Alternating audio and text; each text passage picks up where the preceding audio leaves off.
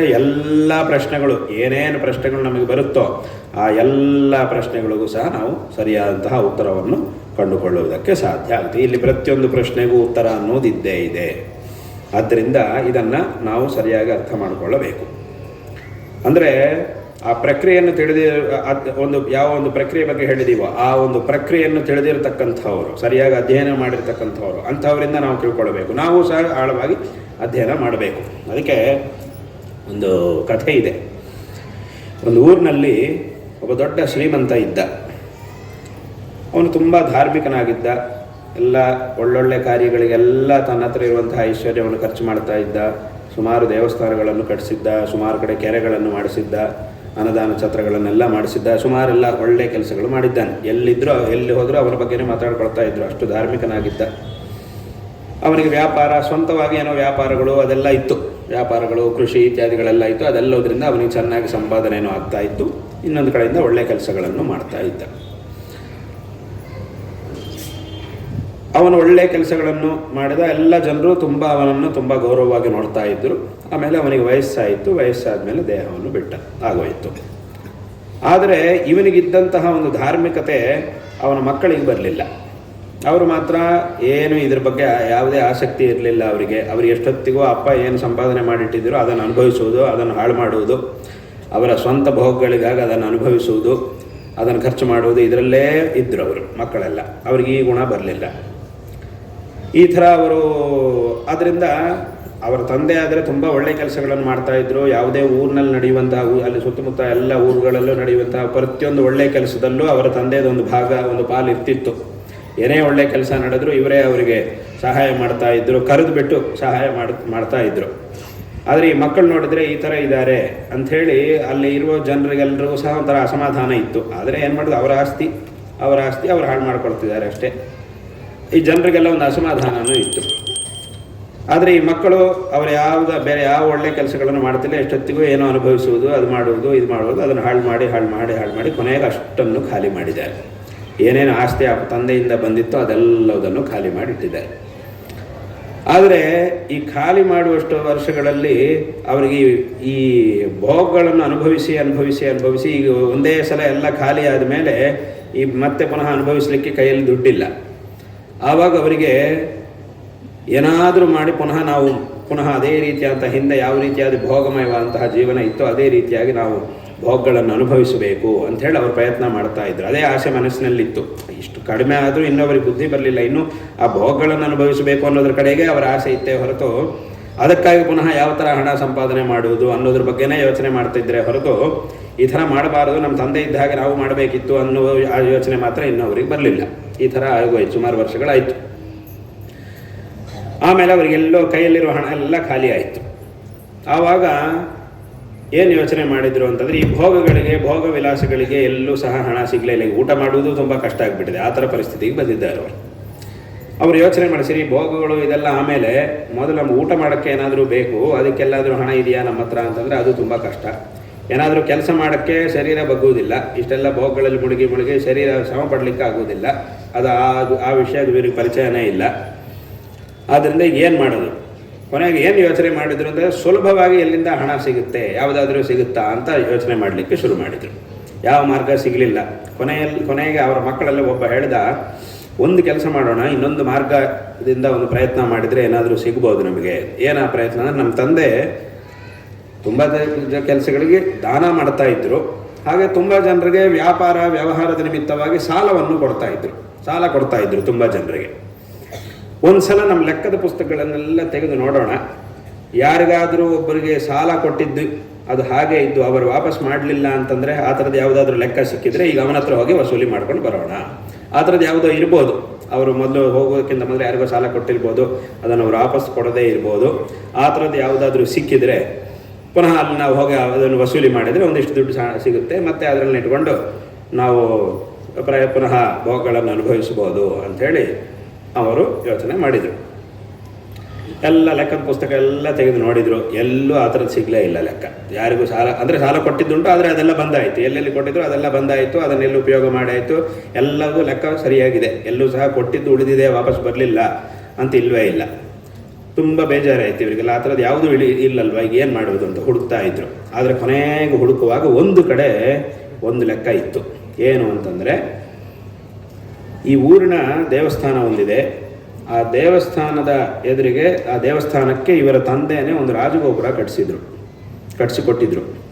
ಆ ರಾಜಗೋಪುರದ ಕೆಳಭಾಗದಲ್ಲಿ ಒಂದು 2 kg ಬಂಗಾರ ಇದೆ ಅಂಥೇಳಿ ಒಂದು ಲೆಕ್ಕ ಬರೆದಿತ್ತು. ಈ ಬಂಗಾರವನ್ನು ಆ ರಾಜಗೋಪುರದ ಕೆಳಭಾಗದಲ್ಲಿ ಇಂತಹ ಮಾಸದ ಇಂತಹ ತಿಂಗಳಿನಲ್ಲಿ ಇಂತಹ ಗಳಿಗೆಯಲ್ಲಿ ಇಡಲಾಗಿದೆ ಅಂಥೇಳಿ ಒಂದು ಲೆಕ್ಕ ಸಿಕ್ತು. ತಕ್ಷಣ ಇವರಿಗೆ ಭಾಳ ಖುಷಿ ಆಯಿತು. 2 kg ಬಂಗಾರ ಅಲ್ಲಿದೆ ಅಂತಂದರೆ ಬೇಕಾದಷ್ಟು ದುಡ್ಡು ಸಿಕ್ಕಿದಂಗೆ ಆಯಿತು. ಆದರೆ ಸಮಸ್ಯೆ ಏನು ಅಂದರೆ ರಾಜಗೋಪುರದ ಕೆಳಗಿದೆ ಅಂತ ಬರುತ್ತೆ. ಈಗ ರಾಜಗೋಪುರ, ಅದರ ಮೇಲೆ ರಾಜಗೋಪುರ ಇದೆ. ಹಾಗೆ ಈಗ ಬಂಗಾರವನ್ನು ತಗೊಳ್ಳುವುದು ಹೇಗೆ ಅಂತ ಅವರಿಗೆ ತುಂಬ ದೊಡ್ಡ ಚಿಂತೆ ಆಯಿತು.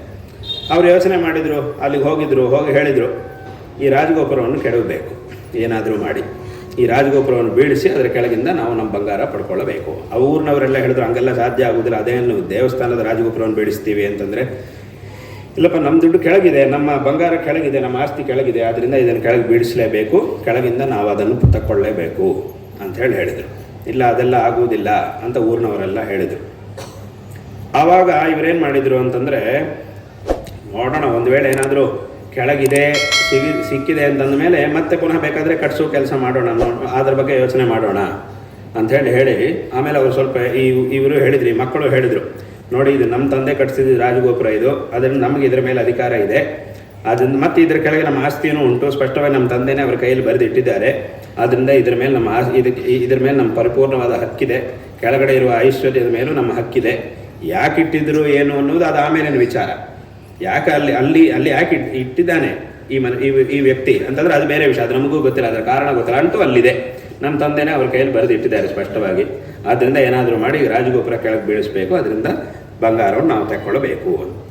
ಊರಿನವ್ರು ಎಷ್ಟು ಹೇಳಿದ್ರು ಕೇಳಲಿಲ್ಲ, ಇವರು ಬೀಳಿಸಿದ್ದಾರೆ, ಅಷ್ಟು ರಾಜಗೋಪುರವನ್ನಷ್ಟು ಕೆಳಗೆ ಬೀಳಿಸಿದ್ದಾರೆ ಹೊಡೆದು. ಆಮೇಲೆ ಕೆಳಗಾಗಿದ್ದು ನೋಡಿದ್ದಾರೆ, ಎಷ್ಟು ನೋಡಿದರೂ ಒಂದೇ ಒಂದು ಗ್ರಾಮ್ ಬಂಗಾರ ಸಿಗಲೇ ಇಲ್ಲ. ತುಂಬ ಆಳವಾಗಿ ಕೆಳಗೆ ಹೋಗಿ ನೋಡಿದ್ದಾರೆ, ಬಂಗಾರ ಸಿಗಲೇ ಇಲ್ಲ. ಇವರಿಗೆಲ್ಲ ತುಂಬ ಆಸೆ, ನಮ್ಮ ಅಪ್ಪನೇ ಕೈಯಲ್ಲೇ ಬರೆದಿಟ್ಟಿದ್ದಾರಲ್ವ, ಸ್ಪಷ್ಟವಾಗಿ ಬರೆದಿಟ್ಟಿದ್ದಾರೆ, ಆದರೆ ಎಷ್ಟು ಕೆಳಗೆ ನೋಡಿದರೂ ಸಿಕ್ಕಿಲ್ಲ. ಅಷ್ಟೊತ್ತಿಗೆ ಊರಿನವರಿಗೆ ತುಂಬ ಕೋಪ ಬಂತು. ಮೊದಲೇ ಇಷ್ಟು ಮೂರ್ಖರುಗಳಾಗಿದ್ದಾರೆ, ಇವರ ಮೇಲೆ ತುಂಬ ಅಸಮಾಧಾನ ಇತ್ತು ಊರಿನವರಿಗೆ. ಒಂದೇ ಒಂದು ಒಳ್ಳೆ ಕೆಲಸ ಮಾಡ್ತಿರ್ಲಿಲ್ಲ, ತುಂಬ ಅಸಮಾಧಾನ ಇತ್ತು. ಅಷ್ಟರ ಮಧ್ಯೆಯಲ್ಲಿ ದೇವಸ್ಥಾನಕ್ಕೆ ಒಂದು ಒಳ್ಳೆ ರಾಜಗೋಪುರ ಇದ್ದರೆ ಅದನ್ನು ಕೆಳಗೆ ಬೀಳಿಸಿದ್ದಾರೆ.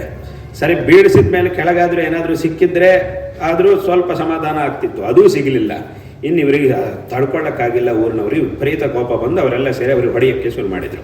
ಊರಿನವರೆಲ್ಲ ಸೇರಿ ಅವರಿಗೆ ಹೊಡೆಯೋಕ್ಕೆ ಶುರು ಮಾಡಿದರು. ಆ ಸಮಯದಲ್ಲಿ ಈ ಧಾರ್ಮಿಕನಾದವನು, ಇವರ ತಂದೆ ಯಾರಿದ್ನೋ ಅವರ ಸ್ನೇಹಿತರೊಬ್ಬರು ಆ ಊರಿಗೆ ಬಂದಿದ್ರು. ಅದೇ ವಯಸ್ಸಿನವರು, ಪ್ರಾಯ ತುಂಬ ವೃದ್ಧರಾಗಿರುವವರು. ಅವರು ಬೇರೆ ಊರಲ್ಲಿ ಇರ್ತಿದ್ರು. ಅವರು ಇಲ್ಲಿಗೆ ಅದು ಯಾವುದೋ ಕೆಲಸಕ್ಕೆ ಅಂತ ಆ ಊರಿಗೆ ಬಂದಿದ್ರು, ಸ್ವಂತ ಊರಿಗೆ ಬಂದಿದ್ದರು. ಬಂದು ಈ ಊರಿನಲ್ಲಿರುವ ಈ ಗಲಾಟೆ ಬಗ್ಗೆ ಎಲ್ಲ ತಿಳಿದ್ರು. ಅಲ್ಲಿಗೆ ಹೋಗಿ ಅವರನ್ನೆಲ್ಲ ತಡೆದು ಊರಿನವರನ್ನೆಲ್ಲ ಏನು ವಿಷಯ ಅಂತೆಲ್ಲ ಕೇಳಿದರು. ಎಲ್ಲ ವಿಷಯವನ್ನು ತಿಳ್ಕೊಂಡ್ರು. ಅವಾಗ ಇವರಿಗೂ ಸ್ವಲ್ಪ ಆಶ್ಚರ್ಯ ಆಯಿತು. ನಮ್ಮ ಸ್ನೇಹಿತ ಬರೆದಿಟ್ಟಿದ್ದಾನೆ, ಅದೆಲ್ಲ ನೋಡಿದ್ದಾರೆ, ಪುಸ್ತಕದಲ್ಲೆಲ್ಲ ಬರೆದಿಟ್ಟಿದ್ದನ್ನು ನೋಡಿದ್ದಾರೆ. ಇವರು ಬರೆದಿಟ್ಟಿದ್ದನ್ನು ನೋಡಿದಾಗ ಇವರಿಗೂ ಸ್ವಲ್ಪ ಆಶ್ಚರ್ಯ ಆಯಿತು. ಅವನು ಸುಮ್ಮನೆ ಹೀಗೆಲ್ಲ ಬರೆಯುವುದಿಲ್ಲ, ಬರೆದಿದ್ದಾನೆ ಅಂದರೆ ಅದಕ್ಕೇನೋ ಒಂದು ಕಾರಣ ಇರುತ್ತೆ. ಆದರೂ ಇಲ್ಲಿ ಮಾತ್ರ ಸಿಗಲಿಲ್ಲ. ಆದ್ದರಿಂದ ಏನೋ ವಿಷಯ ಇರಬೇಕಿಲ್ಲಿ, ಏನೋ ಇರಬಹುದು, ಏನು ಅಂತ ಗೊತ್ತಾಗಿಲ್ಲ ಇವರಿಗೆ. ಏನೋ ಇರಬೇಕು, ಸ್ವಲ್ಪ ಯೋಚನೆ ಮಾಡಬೇಕು. ಆದಷ್ಟೊತ್ತಿಗೆ ಮತ್ತೆ ಪುನಃ ಊರಿನವರೆಲ್ಲ ತುಂಬ ಕೋಪದಲ್ಲಿ ಅವರು ಹೊಡಿತಾ ಇದ್ರು. ಆಗ ಹೇಳಿದರು, ಇಲ್ಲಿ ಇರ್ರಿ, ಒಂದು ನಿಮಿಷ ಇರಿ, ನಮ್ಮ ಸ್ನೇಹಿತರು ಬರೋದ್ರು ಅಂದರೆ ಅದಕ್ಕೇನೋ ಒಂದು ಕಾರಣ ಇರುತ್ತೆ, ನಾನು ಸ್ವಲ್ಪ ಯೋಚನೆ ಮಾಡಿ ಹೇಳ್ತೀನಿ, ನನ್ನ ಬುದ್ಧಿಯಿಂದ ಸ್ವಲ್ಪ ನಾನು ಯೋಚನೆ ಮಾಡಿ ಹೇಳ್ತೀನಿ ಅಂತ ಹೇಳಿದರು. ಇವರಿಗೆಲ್ಲ ಹೊಡಿಬೇಡಿ, ಒಂದು ನಿಮಿಷ, ಒಂದು ವೇಳೆ ಸಿಗಲಿಲ್ಲ ಅಂತಂದರೆ ನಾನೇ ನನ್ನ ದುಡ್ಡಲ್ಲಿ ಪುನಃ ಅದೇ ಥರ ಹಿಂದೆ ಯಾವ ರೀತಿಯಾಗಿತ್ತು ಅದೇ ಥರ ಗೋಪುರ ಕಟ್ಟಿಸ್ಕೊಡ್ತೀನಿ, ಅವರನ್ನು ಬಿಟ್ಬಿಡಿ, ನಾನೊಂದು ಸಲ ಯೋಚನೆ ಮಾಡಿ ಹೇಳ್ತೀನಿ ಅಂತ ಅವರು ಹೇಳಿದರು. ಸರಿ ಆಯಿತು ಅಂಥೇಳಿ ಆ ಹೊತ್ತಿಗೆ ಅವರು ನನಗೊಂದು 2 ದಿವಸ ಸಮಯ ಕೊಡಿ, ಸ್ವಲ್ಪ ನಾನು ಯೋಚನೆ ಮಾಡಿ ಹೇಳ್ತೀನಿ ಅಂತ ವಯಸ್ಸಾದವರು ಹೇಳಿದರು. ಸರಿ ಆಯಿತು ಅಂತ ಊರಿನವರೆಲ್ಲ ಅವರವ್ರ ಮನೆಗೆ ಹೋದರು. ಇವರು ತುಂಬ ಯೋಚನೆ ಮಾಡೋಕ್ಕೆ ಶುರು ಮಾಡಿದರು. ಮನೆಯಲ್ಲಿ ಕೂತ್ಕೊಂಡು ಏನಾಗಿರ್ಬೋದು, ಏನು ಕಾರಣ, ಅದರ ಅರ್ಥ ಏನಿರ್ಬೋದು, ಅವರು ಈ ಥರ ಬರೆದಿಟ್ಟಿದ್ದಾರೆ, ಅದರ ಅರ್ಥ ಏನಿರಬಹುದು ಅಂತ ತುಂಬ ಯೋಚನೆ ಮಾಡಿದರು. ಯೋಚನೆ ಮಾಡಿ ಹೇಳಿದರು, ಅಂದರೆ ಅವರು ಅದರೊಳಗೆ ಯಾವ ದಿವಸ ಬರೆದಿತ್ತೋ ಅದು ತುಂಬ ಹತ್ತಿರದಲ್ಲೂ ಇತ್ತು. ಇನ್ನೊಂದು 4 ದಿವಸ ಆದರೆ ಆ ದಿವಸ ಬರುತ್ತೆ. ಅದರೊಳಗೆ ಇಂಥ ತಿಂಗಳು, ಇಂಥ ಮಾಸ, ಇಂಥ ಗಳಿಗೆ ಅಂತೆಲ್ಲ ಬರೆದಿಟ್ಟಿದ್ರು, ಇಂತಹ ತಿಥಿ, ಇಂಥ ಗಳಿಗೆ. ಆ ತಿಥಿ ಇನ್ನೊಂದು 4 ದಿವಸದಲ್ಲೇ ಇತ್ತು, ಬರುವುದಿತ್ತು. ಆಗ ಅವ್ರು ಹೇಳಿದರು, ಸ್ವಲ್ಪ ಆ ತಿಥಿ ಬರುತ್ತೆ, ಅಲ್ಲಿ ತನಕ ಸ್ವಲ್ಪ ಸುಮ್ಮನೆ ಇರಿ. ಆಯಿತು ಅಂತ ಊರಿನವರೆಲ್ಲ ಸುಮ್ಮನೆ ಇದ್ದರು. ಆ ತಿಥಿ ಬಂದಾಗ ಇವರು ಹೇಳಿದರು, ಈ ವಯಸ್ಸಾದವರು ಹೇಳಿದರು, ಒಂದು ಕೆಲಸ ಮಾಡಿ, ಇವತ್ತಿನ ದಿವಸ ಈ ತಿಥಿಯಲ್ಲಿ ಈ ಗಳಿಗೆ ಇಂತಹ ಒಂದು ಲಗ್ನ ಗಳಿಗೆ ಅಂದರೆ ಲಗ್ನ, ಯಾವುದೋ ಒಂದು ಲಗ್ನ, ವೃಷಭ ಲಗ್ನ ಏನೋ ಬರೆದಿದ್ದಾರೆ. ಈ ವೃಷಭ ಲಗ್ನ ಬರುವಾಗ ವೃಷಭ ಲಗ್ನ ಎಷ್ಟೊತ್ತಿಗೆ ಬರುತ್ತೆ ಅಂತಂದರೆ ಅದಕ್ಕೆ ಯಾವುದೋ ಒಂದು ಸಮಯ ಇದೆ. ಆ ಸಮಯದಲ್ಲಿ ಆ ರಾಜಗೋಪುರದ ಒಂದು ನೆರಳು ಏನಿದೆಯೋ ಅದು ಸೂರ್ಯನ ಬೆಳಕು ಅದರ ಮೇಲೆ ಬಿದ್ದು ಅದರ ನೆರಳು ಯಾವ ಕಡೆಗೆ ಬೀಳುತ್ತೆ ಅಂತ ಕೇಳಿದರು. ಆಗ ಅವ್ರು ಹೇಳಿದರು, ಇಂಥ ಜಾಗದಲ್ಲಿ ಅದರ ನೆರಳು ಬರುತ್ತೆ ಅಂತಂದರು. ಆ ಜಾಗ ಏನಾಯಿತು ಅಂತಂದರೆ ಇವಂದೇ ಜಾಗ ಆಗಿತ್ತು. ಯಾರು ಇದನ್ನು ಗೋಪುರ ಕಟ್ಟಿಸ್ಕೊಟ್ರು ಅವರದೇ ಜಾಗ, ಅದೆಲ್ಲ ದೇವಸ್ಥಾನದ ಪಕ್ಕದಲ್ಲೇ ಇದೆ, ಅದು ಕಂಡುಕೊಂಡೇ ಇದೆ, ಅವರದೇ ಜಾಗ. ಅವ್ರು ಕೇಳಿದರು, ಅವ್ರು ಹೇಳಿದರು ಈ ಜಾಗದಲ್ಲಿ ಅದರ ನೆರಳು ಬರುತ್ತೆ ಅಂತ ಹೇಳಿದರು. ಹಾಗಿದ್ರೆ ಆ ನೆರಳು ಬರುವಂತಹ ಜಾಗದಲ್ಲಿ ನೀವು ಅಗೆದು ಬಿಟ್ಟು ನೋಡಿ ಅಂತಂದರು. ಆವಾಗ ಅಲ್ಲಿ ಅಗೆದು ನೋಡ್ಲಿಕ್ಕೆ ಶುರು ಮಾಡಿದಾಗ ಅಲ್ಲಿ ಆ ಬಂಗಾರ ಸಿಕ್ತು. ಮನೆಗೆ ಅಲ್ಲಿ ಸಿಕ್ಬಿಡ್ತು. ಆ 2 kg ಬಂಗಾರ ನೆರಳಲ್ಲಿ ಬೀಳ್ತಾ ಇತ್ತು, ಅಲ್ಲಿ ಸಿಕ್ತು. ಎಲ್ರಿಗೂ ತುಂಬ ಸಂತೋಷ ಆಯಿತು. ಆಗ ಎಲ್ಲ ಕೇಳಿದ್ರು ಇವರ ಹತ್ರ, ಅಲ್ಲರಿ ನಾವು ಅವ್ರ ಪುಸ್ತಕದಲ್ಲಿ ಆ ಥರ ರಾಜಗೋಪುರದ ಕೆಳಗೆ ಅಂತ ಬರೆದಿಟ್ಟಿದ್ದಾರೆ, ಆದರೆ ಅಲ್ಲಿ ಸಿಗಲಿಲ್ಲ, ಇಲ್ಲಿರುತ್ತೆ ಅಂತ ನಿಮ್ಗೆ ಹೆಂಗೆ ಗೊತ್ತಾಯಿತು ಅಂತ ಕೇಳಿದರು. ಆಗ ಅವ್ರು ಹೇಳಿದರು, ಅವರು ತುಂಬ ವ್ಯವಹಾರಗಳನ್ನು ಮಾಡ್ತಾ ಇದ್ರು. ನಾನು ಅವನ ಥರನೇ, ನನ್ನ ಸ್ನೇಹಿತನ ಥರನೇ ತುಂಬ ವ್ಯವಹಾರಗಳನ್ನೆಲ್ಲ ಮಾಡ್ತಾ ಇದ್ದೆ. ಇದೆಲ್ಲ ಈ ರೀತಿಯಾಗಿ ಈ ಹಣವನ್ನು ಜಾಗ್ರತೆಯಾಗಿ ಯಾವುದಾದ್ರೂ ಒಂದು ಆಪತ್ಕಾಲದಲ್ಲಿ ನಿಮ್ಗೆ ಹಣ ಬೇಕಾಗುತ್ತೆ ನಮಗೆ ಅಂಥೇಳಿ ನಾವು ಸಂಪಾದನೆ ಮಾಡಿದ್ರಲ್ಲಿ ಒಂದಿಷ್ಟು ಹಣವನ್ನು ಈ ಥರ ಅಲ್ಲಲ್ಲಿ ಜಾಗ್ರತೆಯಾಗಿ ಇಟ್ಕೊಳ್ಳುವುದು ನಮಗೆ ಅಭ್ಯಾಸ. ಅದು ನಮ್ಮೆಲ್ಲರ ಒಂದು ಅಭ್ಯಾಸ. ನಮ್ಮ ಥರದವರೆಲ್ಲರೂ ಹೀಗೆ ಮಾಡ್ತಾರೆ. ಆದ್ದರಿಂದ ಈ ಥರ ಹಣವನ್ನು ಎಲ್ಲಾದರೂ ಆಪತ್ಕಾಲದಲ್ಲಿ ನಮ್ಗೆ ಬೇಕಾಗಬಹುದು ಅನ್ನೋದಕ್ಕೆ ಒಂದು ಕಡೆ ಜಾಗ್ರತೆಯಾಗಿ ಇಡುವುದು. ಹಾಗಂತ ಹೇಳಿ ಅದರ ಬಗ್ಗೆ ಪೂರ್ತಿ ವಿವರ ಎಲ್ರಿಗೂ ಗೊತ್ತಾಗ್ಬಿಟ್ರೆ ಅದು ಕಷ್ಟ. ಈಗ ಇಂತಹ ಜಾಗದಲ್ಲಿ ಹೊರಗಡೆ ಬರೀ ಖಾಲಿ ಜಾಗದಲ್ಲಿ ಈ ಥರ ದುಡ್ಡನ್ನು ಇಟ್ಟರೆ ಮಣ್ಣೊಳಗೆ ಯಾರಾದರೂ ಬಂದು ತೊಗೊಂಡು ಹೋಗಿಬಿಡ್ತಾರೆ, ಅದ್ರ ಬಗ್ಗೆ ಸ್ಪಷ್ಟವಾಗಿ ಗೊತ್ತಾಯಿತು ಅಂದರೆ. ಆದ್ದರಿಂದ ಅವ್ರಿಗೆ ಗೊತ್ತಾಗಬಾರ್ದು, ನಮಗೆ ಮಾತ್ರ ಗೊತ್ತಾಗಬೇಕು ಅನ್ನೋದಕ್ಕೋಸ್ಕರ ಈ ರೀತಿಗಳಲ್ಲಿ ಅಂದರೆ ಇಲ್ಲಿ ನೆರಳು ಬರುತ್ತೆ, ಆ ನೆರಳನ್ನೇ ಮನಸ್ಸಿನಲ್ಲಿ ಗೋಪುರ ಅಂತ ನಾವು ಮಾಡಿಕೊಂಡು ಅದು ಇಂತಹ ಗಳಿಗೆ ಅಂತ ಇಟ್ಟಿದ್ದೀವಿ. ಯಾಕಂದರೆ ಸೂರ್ಯನ ದಕ್ಷಿಣಾಯನ ಉತ್ತರಾಯಣದಲ್ಲಿ ಸೂರ್ಯ ಆ ಕಡೆ ಈ ಕಡೆಗೆ ಹೋಗ್ತಾ ಇರ್ತಾನೆ. ಅಂದರೆ ಆಯಾ ಸಮಯದಲ್ಲಿ ನೆರಳು ಎಲ್ಲಿಗೆ ಬರುತ್ತೋ ಅಂಥ ಜಾಗ ನಮಗೆ ಗೊತ್ತಾಗಬೇಕು ಅನ್ನೋದಕ್ಕೋಸ್ಕರ, ಜ್ಞಾಪಕ ಇರಬೇಕು ಅನ್ನೋದಕ್ಕೋಸ್ಕರ ಇಂತಹ ತಿಂಗಳಿನಲ್ಲಿ, ಇಂತಹ ಮಾಸದಲ್ಲಿ, ಇಂತಹ ಗಳಿಗೆಯಲ್ಲಿ ಅಂತ ನಾವು ಬರೆದಿಟ್ಟಿದ್ವಿ, ಇಂತಹ ಲಗ್ನದಲ್ಲಿ ಅಂತ ಬರೆದಿಟ್ಟಿದ್ದೆ. ಹಾಗಾಗಿ ಅದು ಮಾತ್ರ ಒಂದೇ ಥರ ಬರುತ್ತೆ, ಅದು ಯಾವತ್ತೂ ಸಹ ಬದಲಾಗುವುದಿಲ್ಲ. ಈ ವರ್ಷದಲ್ಲಿ, ಈ ತಿಂಗಳಿನಲ್ಲಿ, ಈ ತಿಥಿಯಲ್ಲಿ, ಈ ಗಳಿಗೆಯಲ್ಲಿ ಸೂರ್ಯನ ಬೆಳಕು ಅಂದರೆ ಇಲ್ಲೇ ಬರುತ್ತೆ, ಅದು ಯಾವತ್ತೂ ಸಹ ಬದಲಾಗುವುದಿಲ್ಲ. ಅಂದರೆ ಅದು ನಮಗೆ ಜ್ಞಾಪಕ ಇರಬೇಕು ಅನ್ನೋದಕ್ಕೋಸ್ಕರ ನಾವು ಈ ರೀತಿಯಾಗಿ ಬರೆದಿಟ್ಕೊಂಡಿದ್ದೀವಿ. ನಮ್ಮ ಸ್ನೇಹಿತ ಈ ಥರ ಬರೆದಿಟ್ಟಿದ್ದಾನೆ, ನಾವು ಸಹ ಈ ರೀತಿಯಾಗಿ ಆ ಹಣವನ್ನು ಕಾಪಾಡಿಕೊಳ್ಳೋದಕ್ಕೆ ಆಪತ್ಕಾಲದಲ್ಲಿ ಬೇಕಾಗುತ್ತೆ ಅನ್ನೋದಕ್ಕೋಸ್ಕರ ಈ ಥರ ನಾವು ಅಲ್ಲಲ್ಲಿ ಇಟ್ಟಿರ್ತೀವಿ. ಅದು ನಮಗೆ ಮಾತ್ರ ಗೊತ್ತಾಗುತ್ತೆ, ನಾವು ಏನು ಬರೆದಿರ್ತೀವೋ ನಮ್ಮ ಥರ. ನಮಗೆ ಅಂತಂದರೆ ನಮಗೆ ಅರ್ಥ ಆಗುತ್ತೆ, ನಮ್ಮ ಥರ ಯಾರು ಯೋಚನೆ ಮಾಡ್ತಾರೋ ಅಂಥವ್ರಿಗೆ ಅರ್ಥ ಆಗುತ್ತೆ. ಈ ರೀತಿಯಾಗಿ ಯೋಚನೆ ಮಾಡುವ ಸ್ವಭಾವ ಯಾರಿಗಿರುತ್ತೋ ಅವರಿಗೆ ಅದರ ರಹಸ್ಯ ಗೊತ್ತಾಗುತ್ತೆ. ಅಂದರೆ ಅವನು ನಾನು ಒಟ್ಟಿಗೆ ಬೆಳೆದವರಾದ್ದರಿಂದ ನಾನು ಯಾವ ಥರ ಯೋಚನೆ ಮಾಡ್ತಿದ್ನೋ ಅವನು ಅದೇ ಥರ ಯೋಚನೆ ಮಾಡ್ತಾ ಇದ್ದ. ಆದ್ದರಿಂದ ನಾವು ಯಾವ ಥರ ವ್ಯವಹಾರ ಮಾಡ್ತಿದ್ನೋ ಅದೇ ಥರ ಅವನು ಒಂದೇ ರೀತಿಯಾಗಿ ವ್ಯವಹಾರ ಮಾಡ್ತೀವಿ. ಅದರಿಂದ ಈ ಥರ ಇರಬಹುದು ಅಂತ ನಾನು ಯೋಚನೆ ಮಾಡಿದ್ದೀನಿ, ಆದರೆ ಇಲ್ಲೇ ಸಿಕ್ಕಿದೆ. ಅದರಿಂದ ಇದು ಹಾಗಾಗಿ ಇದರಲ್ಲಿ ಇಟ್ಟುಕೊಂಡು ಈ ಗೋಪುರವನ್ನು ಅಂದರೆ ಅಲ್ಲಿ ವಾಸ್ತವವಾಗಿ ಅವನು ಯಾಕೆ ಇಟ್ಟಿದ್ದು, ಆ ಮೊದಲು ಯಾರು ತುಂಬ ಧಾರ್ಮಿಕನಾಗಿದ್ನೋ ಆ ಜಾಗದಲ್ಲಿ ಯಾಕೆ ಇಟ್ಟಿದ್ದು ಅಂತ ಕೇಳಿದರೆ, ಮುಂದೆ ಯಾವುದೋ ಒಂದು ಕಾಲದಲ್ಲಿ ಈ ರಾಜಗೋಪುರ ತುಂಬ ಜೀರ್ಣವಾಗಿ ಅದು ಕೆಳಗೆ ಬಿದ್ದು ಹೋಗುವಂತಹ ಸ್ಥಿತಿಗೆ ಬಂದಾಗ ಮತ್ತೆ ಪುನಃ ದೇವರಿಗೆ ಗೋಪುರ ಕಟ್ಟಿಸ್ಬೇಕು ಅಂತಂದರೆ ಆಗಿನ ಕಾಲದಲ್ಲಿ ಪರಿಸ್ಥಿತಿ ಹೇಗಿರುತ್ತೋ ಗೊತ್ತಿಲ್ಲ. ಅಂದರೆ ಅವನ ಯೋಚನೆ ಅಷ್ಟರ ಮಟ್ಟಿಗಿತ್ತು, ಅಷ್ಟೆಲ್ಲ ಧಾರ್ಮಿಕನಾಗಿದ್ದ ಅವನು. ಬರೀ ತನ್ನ ಕಾಲದಲ್ಲಿ ಕಟ್ಟಿಸೋದು ಮಾತ್ರ ಅಲ್ಲದೆ ಆ ಮುಂದೆಯೂ ಸಹ ಯಾವಾಗಾದರೂ ಈ ರಾಜಗೋಪುರವನ್ನು ಪುನಃ ಕಟ್ಟಿಸ್ಬೇಕಾಗಿ ಬಂದಾಗ ಆಗ ಇದನ್ನು ಕಟ್ಟಬೇಕಾದ್ರೆ ಇದಕ್ಕೆ ಹಣವನ್ನು ಎಲ್ಲಿಂದ ತರುವುದು ಅನ್ನೋ ಯೋಚನೆ ಯಾರಿಗೂ ಆಗಬಾರದು ಅನ್ನೋದಕ್ಕೋಸ್ಕರ ಈಗಲೇ ಆ ವ್ಯವಸ್ಥೆ ಮಾಡಿ ಅಲ್ಲಿಟ್ಟಾಗಿದೆ. ಆಗ ಒಂದು ವೇಳೆ ಕಟ್ಟಬೇಕಾಗಿ ಬಂದರೂ ಸಹ ಇದನ್ನೇ ಉಪಯೋಗ ಮಾಡಿ ದೊಡ್ಡ ರಾಜಗೋಪುರ ಚೆನ್ನಾಗಿ ಕಟ್ಬೋದು. ಅದು ಈಗ ಹಣಕ್ಕೋಸ್ಕರ ಎಲ್ಲಿಗೆ ಹೋಗೋದು ಅನ್ನೋ ಪರಿಸ್ಥಿತಿ ಈಗಾದರೆ ಚೆನ್ನಾಗಿದ್ದೀವಿ, ಮುಂದೆ ಯಾವ ಥರ ಇರುತ್ತೋ ಪರಿಸ್ಥಿತಿ, ಯಾವ ಥರ ಇರುತ್ತೋ ಇಲ್ವೋ ಗೊತ್ತಿಲ್ಲ, ಪರಿಸ್ಥಿತಿ ಬದಲಾಗ್ತಾ ಇರೋದು. ಅದರಿಂದ ಎಂಥ ಒಂದು ಸ್ಥಿತಿ ಬಂದರೂ ಆ ಗೋಪುರಕ್ಕೆ ಅಥವಾ ಅದರ ನಿರ್ಮಾಣಕ್ಕೆ ಬೇಕಾಗಿರುವಂತಹ ವ್ಯವಸ್ಥೆಗಳಿಗೆ ಯಾವುದೇ ತೊಂದರೆ ಆಗಬಾರದು ಅನ್ನುವಂತಹ ಉದ್ದೇಶದಿಂದ, ಅಂದರೆ ಅಷ್ಟೆಲ್ಲ ದೂರದೃಷ್ಟಿಯಿಂದ, ಅಂದರೆ ಅಷ್ಟೆಲ್ಲ ಧಾರ್ಮಿಕನಾಗಿದ್ದ ಅವನು. ತುಂಬ ಧಾರ್ಮಿಕರಾಗಿರುವವರು ಈ ಥರದ ಯೋಚನೆಗಳು ಬರುತ್ತೆ. ಆದ್ದರಿಂದ ಅವರಷ್ಟೆಲ್ಲ ದೂರದೃಷ್ಟಿಯಿಂದ ಅವನ ಆ ಹಣವನ್ನು ಅಲ್ಲಿ ಇಟ್ಟಿದ್ದ. ಆದರೆ ಹಾಗಂತ ಹೇಳಿ ಅದು ಎಲ್ರಿಗೂ ಸಿಗಬಾರದು ಅನ್ನೋದಕ್ಕೋಸ್ಕರ ಈ ರೀತಿಯಾದಂತಹ ಭಾಷೆಯಲ್ಲಿ ಬರೆದಿಟ್ಟಿದ್ದ. ಹಾಗಾಗಿ ಈ ಒಂದು ಭಾಷೆ ಅಂದರೆ ಈ ರೀತಿಯಾಗಿ ಯಾರು ಯೋಚನೆ ಮಾಡ್ತಾರೋ ಈ ಒಂದು ಪ್ರಕ್ರಿಯೆ, ಅದಕ್ಕಿದೆಲ್ಲ ಯಾಕೆ ಹೇಳಕ್ಕೆ ಬಂದೆ ಅಂತಂದರೆ ಇದೊಂದು ಪ್ರಕ್ರಿಯೆ. ಪ್ರತಿಯೊಂದು ಕ್ಷೇತ್ರದಲ್ಲೂ ಅಂದರೆ ಪ್ರತಿಯೊಂದು ವೃತ್ತಿಯಲ್ಲೂ ಅದರದೇ ಆಗಿರುವಂತಹ ಕೆಲವು ಪ್ರಕ್ರಿಯೆಗಳಿರುತ್ತೆ. ಆ ಪ್ರಕ್ರಿಯೆಗಳನ್ನು ನಾವು ಸರಿಯಾಗಿ ಅರ್ಥ ಮಾಡಿಕೊಂಡು ಆಳವಾಗಿ ಆಯಾ ಮಾರ್ಗದಲ್ಲಿ ಹೋಗಿ ನಾವು ಅರ್ಥ ಮಾಡಿಕೊಂಡಾಗ ಯಾವುದೇ ವಿದ್ಯೆ ಇರ್ಬೋದು, ಯಾವುದೇ ಒಂದು ಕೆಲಸ ಇರ್ಬೋದು, ಆ ಕೆಲಸವನ್ನು ಮಾಡುವಾಗ ಒಂದು ಚಾತುರ್ಯ ಬೇಕು. ಆ ಚಾತುರ್ಯವು ನಮಗೆ ಬರಬೇಕು ಅಂತಂದರೆ ನಾವು ಅಭ್ಯಾಸ ಮಾಡಬೇಕು. ಆಳವಾಗಿ ಆ ಒಂದು ಇದು ಹೇಗೆ ಮಾಡಬೇಕು, ಯಾವ ಕ್ರಮದಲ್ಲಿ ಮಾಡಿದರೆ ಇದನ್ನು ಅಚ್ಚುಕಟ್ಟಾಗಿ ನಾವು ಮಾಡಬಹುದು ಅನ್ನುವಂತಹ ಒಂದು ವಿಚಾರವನ್ನು ಸರಿಯಾಗಿ ತಿಳ್ಕೊಂಡು ನಾವು ಆ ಪ್ರಯತ್ನವನ್ನು ಮಾಡಿದಾಗ ಸಂಪೂರ್ಣವಾಗಿ ನಾವು ಅದರಲ್ಲಿ ಪರಿಣತಿಯನ್ನು ಹೊಂದುತ್ತೀವಿ.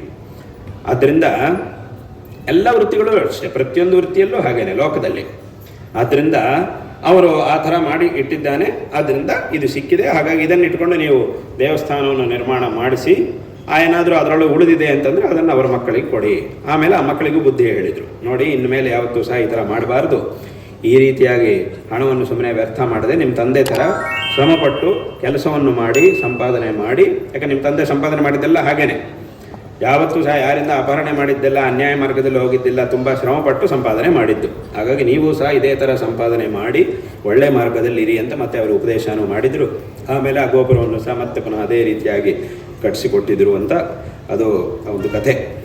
ಅದನ್ನು ಇದನ್ನು ಯಾಕೆ ಹೇಳೋಕ್ಕೆ ಬಂದೆ ಅಂತಂದರೆ, ನಾವು ಯಾವುದಾದ್ರೂ ಒಂದು ವಿಚಾರವನ್ನು ತಿಳ್ಕೊಳ್ಳಬೇಕು ಅಂತಂದರೆ ಅದರ ಒಂದು ಪ್ರಕ್ರಿಯೆ ಏನಿದೆ ಅನ್ನೋದನ್ನು ಆಳವಾಗಿ ತಿಳಿದುಕೊಂಡು ಅದರಲ್ಲಿ ಮುಂದೆ ಹೋಗಿ ಚೆನ್ನಾಗಿ ಅಧ್ಯಯನ ಮಾಡಬೇಕು. ಹಾಗಾಗಿ ನಮ್ಮ ಒಂದು ಧರ್ಮ, ಅದರಲ್ಲೂ ವಿಶೇಷವಾಗಿ ಈ ಒಂದು ಅದ್ವೈತ ಸಿದ್ಧಾಂತ ಏನಿದೆಯೋ ಇದಕ್ಕೆ ಒಂದು ಪ್ರಕ್ರಿಯೆ ಇದೆ, ಅದನ್ನು ಅರ್ಥ ಮಾಡಿಕೊಳ್ಳುವಂತಹ ಕ್ರಮ ಒಂದಿದೆ. ಅದನ್ನು ನಾವು ಸರಿಯಾಗಿ ಅರ್ಥ ಮಾಡಿಕೊಂಡು ಈ ಎಲ್ಲ ವಿಚಾರಗಳನ್ನು ಸಹ ಸರಿಯಾಗಿ ನಾವು ಅರ್ಥ ಮಾಡಿಕೊಂಡು ನಮ್ಮ ಒಂದು ಜೀವನವನ್ನು ಸಾರ್ಥಕ ಮಾಡಿಕೊಳ್ಳಬೇಕು.